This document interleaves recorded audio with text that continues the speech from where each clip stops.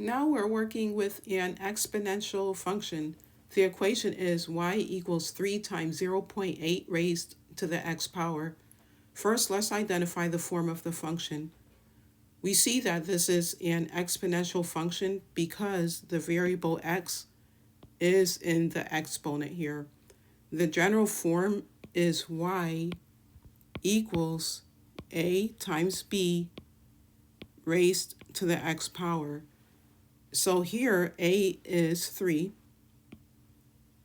and b is 0.8. So let me go ahead and write that down as well. A is 3 and b is 0.8. Okay, now let's determine whether this represents growth or decay. If the base b is greater than 1, it lets us know that it's exponential growth. But if it's between 0 and 1, it's exponential decay.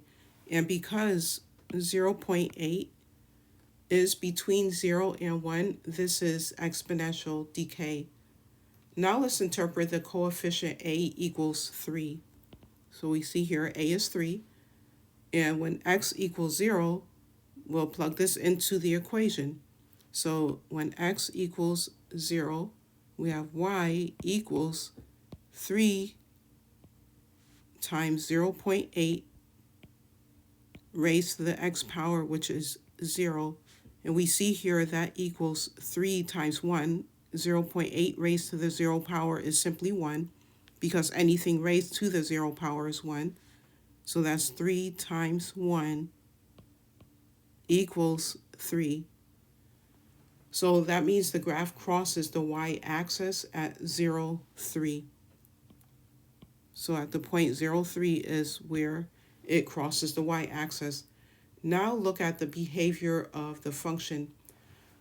So just remember, each time x increases by 1, the output is multiplied by 0.8, which means the function decreases gradually, not abruptly, right?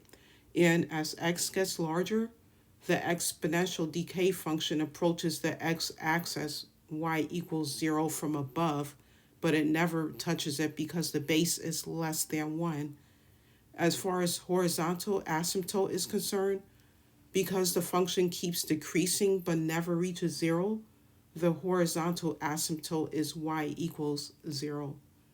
Okay, so on the graph, I can see the function starting at the point 0, 3. So you can see that right here. And it's decreasing as x increases and approaching the x-axis, right? And approaches the x-axis without crossing it, which confirms the behavior we expect from exponential decay. So in the next problem, we'll go over a nonlinear system of equation.